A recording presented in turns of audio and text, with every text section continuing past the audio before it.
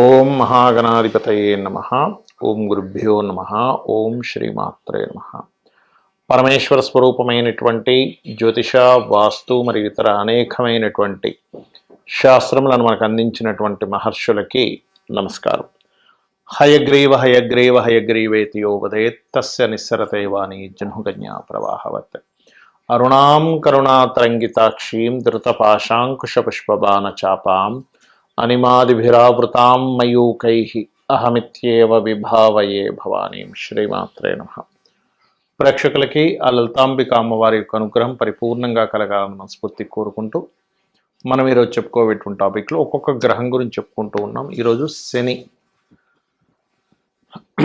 శని భగవానుడి గురించి అసలు ప్రతి ఒక్కరి జాతక చక్రంలో అది ఉన్నటువంటి స్థితిని బట్టి ఎటువంటి ఫలితాలు జరుగుతాయి.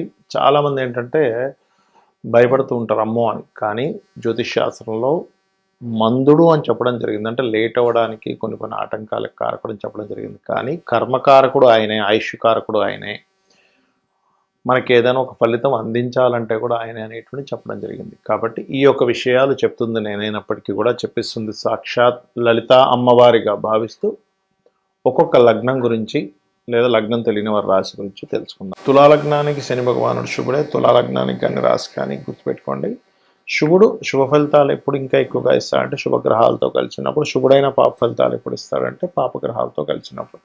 అలాంటి శని భగవానుడు లగ్నంలో కనుక ఉన్నట్లయితే కాస్త ఎక్కువ విద్యలు, అంటే వాళ్ళు నిత్యము ఏదో ఒకటి నేర్చుకోవడము, క్రియేటివ్గా ఉండడం అనేటువంటిది జరుగుతూ ఉంటుంది. కాకపోతే ఇక్కడ కొంతవరకు ఉన్న ప్రాంతం కాకుండా ఇతర దూర ప్రాంతాలకు వెళ్ళడము, కాస్త ఖచ్చితంగా ఇద్దరు సంతానం కలుగుతారు లగ్నంలో శని కనుకున్నట్లయితే తులా లగ్నానికి.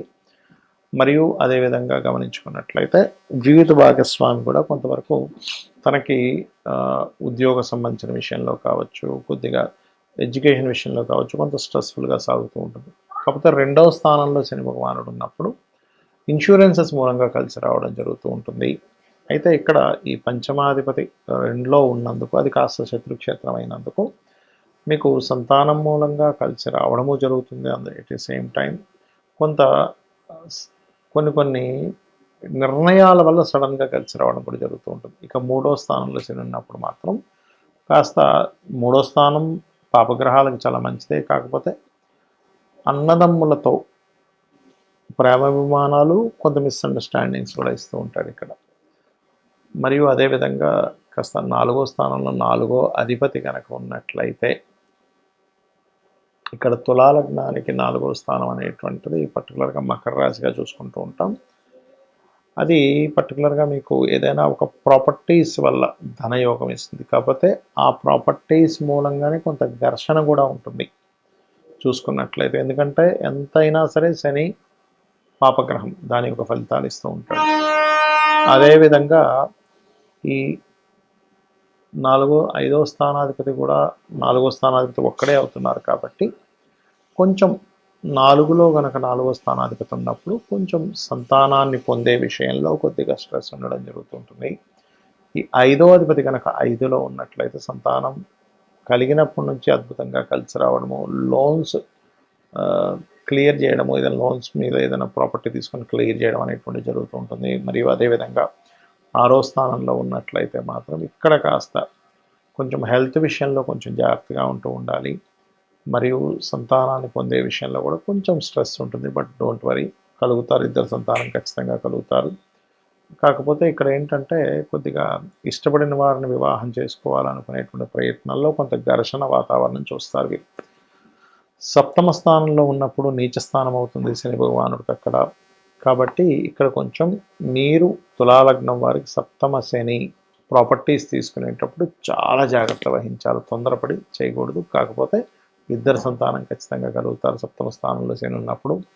అష్టమంలో శని ఉన్నప్పుడు ఏంటంటే పర్టికులర్గా ఇది ఆస్తిని ఇస్తుంది. ఇక్కడ 4వ అధిపతి 8వ స్థానం అనేటువంటి తండ్రికి ఆస్తిని ఇస్తుంది, మీకు ఆస్తి ఇస్తుంది. కాకపోతే ఇక్కడ ఎక్కడా కూడా బుధ క్షేత్రాలు పాడవకూడదు, గుర్తుపెట్టుకోండి.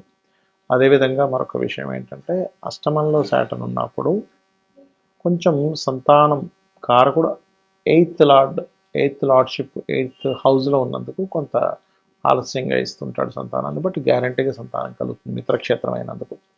భాగ్యంలో గనక శని భగవానుడు ఉన్నట్లయితే ముఖ్యంగా ఈ చతుర్థాధిపతి భాగ్యంలో ఉంటున్నాడు కాబట్టి రియల్ ఎస్టేట్ వాటిల్లో కలిసి రావడం, రియల్ ఎస్టేట్ మూలంగా భాగ్యం ఓపెన్ అవ్వడం జరుగుతుంటుంది. మరియు భక్తి యోగం కూడా ఏర్పడుతుంది, అంటే మంచి స్పిరిచువల్ లైన్లోకి వెళ్తారు. ఇదే శని భగవానుడు కనుక దశమ స్థానంలో ఉన్నట్లయితే మంచి వర్కాలిక్ పర్సన్స్ అవుతారు. కాకపోతే ఎప్పుడు ఏదో కొత్త విషయాన్ని నేర్చుకుంటూ ఉంటారు. కాకపోతే ఇక్కడ ఈ సంతాన సంబంధించిన విషయంలో శని వెళ్ళి చంద్రక్షేత్రాల్లో ఉన్నప్పుడు కొంచెం ఎక్కువ ప్రయత్నం చేయాలి. లాభంలో ఉన్నప్పుడు కూడా ఏంటంటే మీకు శని భగవానుడు సంతానం కలిగినప్పటి నుంచి మంచి యోగం కలుగుతుంటుంది. కాకపోతే ఇక్కడ కొద్దిగా ఈ షేర్ మార్కెట్ ఫ్రెండ్స్ వల్ల ఇబ్బంది వస్తూ ఉంటుంది. వ్యయస్థానంలో శని భగవానుడు ఉన్నప్పుడు సర్వసాధారణంగా మీకు కలిగేటువంటి ఫలితాల్లో ఇది కొంచెం ఫైనాన్షియల్ రిలేటెడ్ సంబంధించిన విషయాల్లో అనాలోచితంగా కొన్ని విషయాల్లో ధనం ఖర్చు పెట్టడం ద్వారా ఇబ్బంది కలగడం అనేటువంటిది ఇస్తుంది. కాకపోతే ఇక్కడ కూడా 12వ స్థానంలో ఉన్నప్పుడు బంధువర్గం వారిని, లేకపోతే ఏదైనా ఒక చదువు కోసం వెళ్ళినప్పుడు ఇట్లాంటి సందర్భాల్లో మీరు ఏదైనా బిజినెస్ రిలేటెడ్ వల్ల కలిసిన వాళ్ళతో వివాహం అనేటువంటిది ఏర్పడుతుంది. ఇక మీరు చేయవలసిన దేవతారాధన కాళికా అమ్మవారి యొక్క ఆరాధన చేయండి, అన్ని విధాలు బాగుంటుంది. శనికి సంబంధించినటువంటి విషయాల్లో ముఖ్యంగా చాలామంది భయపడుతున్నటువంటి అంశము, కంగారు పడుతున్నటువంటి అంశము, ఏలిన నాటి శని వస్తుంటుంది కదా, అర్ధాష్టమి శని వస్తుంది, అష్టమ శని వస్తుంది, శని మహర్దశ జరుగుతూ ఉంటుంది, ఏమిటి అని అడుగుతూ ఉంటారు. ఇక్కడ నేను చెప్పేది ఒకటే గుర్తుపెట్టుకోండి, శని ఈజ్ ఈక్వల్ టు కర్మ. అంటే కొత్తగా ఏమీ శని భగవానుడు మీ మీద పగబట్టడం కానీ అనేదో మీతో ఇట్లాగే బిహేవ్ చేయాలని కానీ ఏమీ ఉండదు, గుర్తుపెట్టుకోండి. కేవలం మీరు చేసుకున్నటువంటి కర్మ రిజల్ట్ అంతే ఆయన ఇచ్చేది. ఇప్పుడు చిన్న ఎగ్జాంపుల్ చెప్పాలంటే, మనం ఒక ఎగ్జామ్ రాసాం, ఆ ఎగ్జామ్ యొక్క రిజల్ట్ మనకు వస్తుంది, అంతేగాని మీ ఎగ్జామ్కి మీ రిజల్ట్ ఎలాగైతే వస్తుందో మీరు చేసినటువంటి గుడ్ కర్మ ఆర్ బ్యాడ్ కర్మ శని భగవానుడు అందించేదో అంట్లో ఉంటాడు. అందుకే కర్మస్థానంలో ఉంటాడు ఆయన. అంటే న్యాచురల్ 10th హౌస్ ఈజ్ కర్మ, న్యాచురల్ 11th హౌస్ కర్మ నుంచి వచ్చేటువంటి గుడ్ బెనిఫిట్స్. అయితే ఇక్కడ మీరు అర్థం చేసుకోవాల్సింది ఏంటంటే, ఇది కేవలం అతను మనం చేసిన ఫలితాలను మాత్రమే అందిస్తున్నాడని మీరు ఎప్పుడైతే అనుకుంటూ కొన్ని విషయాలకి కొంచెం దూరంగా ఉండాలి. ఏలినాడు శని, అర్ధాష్టమ శని, అష్టమ శని నడిచేటప్పుడు, శని మహర్దశ నడిచేటప్పుడు, గోచారంలో కొన్ని స్థానాల్లో శని భగవానుడు సంచరించేటప్పుడు ఈ కొన్ని విషయాలు కనుక పాటించగలిగితే జీవితం అద్భుతంగా ఉంటుంది. ఏమిటవి అంటే, మధ్యాహ్నం పూట యువకులు ప్రత్యేకంగా చిన్నపిల్లలకి లేకపోతే స్త్రీలకి వృద్ధులకి కాదు, ఇది మంచి ఏజ్లో ఉండి, అంటే దాదాపుగా ఒక 15 ఇయర్స్ నుంచి ఆల్మోస్ట్ ఒక 50 ఇయర్స్ మధ్యలో, 15 to 15 నుంచి 50 సంవత్సరాల మధ్యలో, 50-60 దాటిందంటే అక్కడ కొంచెం వృద్ధులు అవుతూ ఉంటారు. 60 ఇయర్స్ దాటిందంటే వారు మాత్రం ఎట్టి పరిస్థితుల్లో మధ్యాహ్నం పూట నిద్రపోకండి. ఎక్సెప్ట్ ఎవరికి మళ్ళీ ఇది నైట్ డ్యూటీస్ చేస్తారు కొంత సాఫ్ట్వేర్లు, అలాంటి వారు పర్లేదు, నైట్ అంతా మెలుకొని ఉన్నారు జాబ్ పర్పస్లో, వాళ్ళు మధ్యాహ్నం నిద్రపోయినా ఏమి కాదు. కానీ ఇవేమీ కాకుండా ఉన్నవారు ఎట్టి పరిస్థితుల్లో నిద్రపోకండి. దానివల్ల అనవసరంగా శని యొక్క ప్రభావం మీ మీద నెగటివ్గా ఇంపాక్ట్ పడుతూ ఉంటుంది. ఓకే, రెండవది ఏంటంటే, ఎట్టి పరిస్థితుల్లో కూడా మీరు మీ కింద పనిచేసే వాళ్ళు ఉంటారు, చిన్న ఇంట్లో పనిచేసే వాళ్ళు కావచ్చు, లేకపోతే మీ కింద వర్క్ చేసే వాళ్ళు ఎవరినైనా సరే మీరు దూషించకండి దయచేసి. మన కార్మికులకి, కర్షకులకి, అంటే కష్టమైనటువంటి పనులు చేసేటువంటి వారికి శని కారకుడు. వాళ్ళని మీరు ఎంత రెస్పెక్ట్ఫుల్గా ఉంటారో శని మీకు అంత బాగా యోగిస్తాడు, గుర్తుపెట్టుకోండి.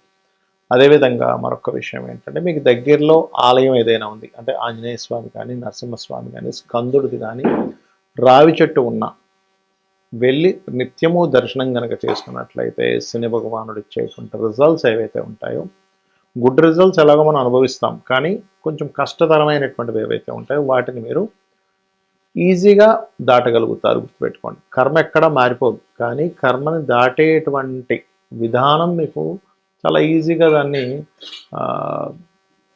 బేర్ చేయగలుగుతారు అన్నమాట. అలాగే మరొక విషయం ఏంటంటే, ఇక్కడ మీకు దగ్గరలో ఆలయం ఉన్నట్లయితే అక్కడికి వెళ్ళి నూనెని దానంగా ఇవ్వండి. అంటే టెంపుల్స్లో వాడుకోవడానికి ఇవ్వచ్చు నూనెని, లేదు నువ్వులు, తెల్ల నువ్వులు, నీలం రంగు వస్త్రము శనివారాలు ఇస్తుంటే కూడా ఇందాక మనం చెప్పుకున్నట్టుగా ఏలినాడు శని, అర్ధాష్టమ శని, అష్టమ శని ప్రభావం తగ్గుతుంది. కానీ కొంతమందికి శని దశ ఉంటుంది, 19 ఇయర్స్ ఆఫ్ శని మహాదశ. వాళ్ళకి ప్రతిసారి బ్యాడ్ అవ్వాలని రూల్ లేదండి. మీ జన్మజాతకంలో కనుక పిఏసి అంటారు, అంటే ప్లేస్మెంట్ మంచి స్థానంలో ఉండి మంచి గ్రహంతో చూడబడుతూ ఒక శుభగ్రహంతో కలిసి ఉండి నీచభంగ రాజయోగాల్లో ఉంటే ఆ శని మహాదశ కొన్ని వేల కోట్లు కూడా ఇచ్చి తీరుతుంది, అందులో ఎటువంటి సందేహం లేదు, గుర్తుపెట్టుకోండి. అయితే ఇక్కడ మీరు అర్థం చేసుకోవాల్సింది ఏంటంటే కర్మ ఖచ్చితంగా సంబంధం ఉంటుంది. మనం పని చేయాల్సిందే. పని చేయకుండా ఏదో నేను కూర్చుంటే వచ్చేస్తాయి అనుకుంటే తప్పు. అది ఎవరికి వస్తుంది? పూర్వజన్మలో బాగా పుణ్యాలు చేసి వాళ్ళు ఏదో గొప్ప ఇంట్లో పుట్టి వాళ్ళకు ఓన్లీ కూర్చుంటే సాగుతుంటే అందరికీ అది సాగదు. అది ఎందుకంటున్నానంటే ఆఖరికి మనకి మహాభారతంలో యుద్ధంలో శ్రీకృష్ణ పరమాత్మ సాక్షాత్ విష్ణు స్వరూపం పక్క నుండి కూడా ఆయన యుద్ధం ఫిజికల్గా చెయ్యమనే చెప్పాడు. అంతేగాని నేను మీరు అలా కూర్చోండి, నేను ఒక మంత్రం చదువుతాను, కౌరవులందరూ చచ్చిపోతారు ఒక మాయలా చేస్తే, మీరు చక్కగా మీ రాజ్యం మీరు ఏలుకోవచ్చు అని ఎక్కడా చెప్పలేదు. నువ్వు యుద్ధం చెయ్యి, నీ ధర్మాన్ని నువ్వు చెయ్యి అని చెప్పాడు. అంటే ఏమిటి? సాక్షాత్ శ్రీకృష్ణ పరమాత్మ పక్కన ఉండగా కూడా, ఇది మీరు అర్థం చేసుకోండి. అంటే ఏమిటి? మన చుట్టూ మనం చేసేటువంటి పూజలతో పాటు అమ్మవారు ఉంటుంది, కానీ ఉన్న వాళ్ళకి జయం ఉంది అక్కడ. ఎవరైతే ఎవరి పక్షానైతే శ్రీకృష్ణ పరమాత్మ ఉన్నాడో వాళ్ళకి విజయం లభించింది. మనం చేయవలసింది ఏమిటంటే మన పని మనం చేసుకుంటూ మనం అమ్మవారినో మీ స్వామివారినో విష్ణువునో శివునో ఎవరినో కానీ పట్టుకొని ఉండాలి. అలా మీరు చేసుకుంటూ వెళ్ళినట్లయితే ఖచ్చితంగా 100% విజయం లభించి తీరుతుంది, అందులో ఎటువంటి సందేహం లేదు. అయితే ఇక్కడ మీకు ఒక్క విషయం చెప్పి ముగిస్తాను. మీ పర్సనల్ చార్ట్లో శాటర్న్ శుభగ్రహాలతో ఉన్నాడా పాపగ్రహాలతో ఉన్నాడా చూసుకోండి. ఎక్కువ పాపగ్రహాలతో ఉన్నాడు అనుకోండి, శాటర్న్కి శత్రువులు ఎవరు? కుజుడు. ఎందుకంటే అగ్రెసివ్ ప్లానెట్, అది fast moving planet, fiery related planet. ఇదేమో కోల్డ్ రిలేటెడ్ ప్లానెట్. సో అక్కడ ఫ్రిక్షన్ ఏర్పడుతుంది దానివల్ల. సో కుజుడితో ఉన్న, కేతువుతో ఉన్న, కేతు ఎందుకు? వీటికి కారకుడు ఏది? వైరాగ్యానికి, విరక్తికి. ఇదేమో కర్మ, అదేమో విరక్తి. ఈ రెండు కలవకూడదు. ఉన్న అంటే కుజుడితో ఉన్న, కేతువుతో ఉన్న, ఒక్కొక్కసారి సన్తో కంబస్ట్ అయినా ఇబ్బంది వస్తుంది. ఈ 3 గ్రహాలతో ఏ గ్రహంతో ఉన్నా ఆ పర్టికులర్ గ్రహాలకు కూడా దీపారాధన చేయండి, మీకు అన్ని విధాలా బాగుంటుంది. ఆ లలితాంబిక అమ్మవారి యొక్క అనుగ్రహం మీకు పరిపూర్ణంగా కలగాలని మనస్ఫూర్తిగా కోరుకుంటూ శ్రీమాత్రే నమః.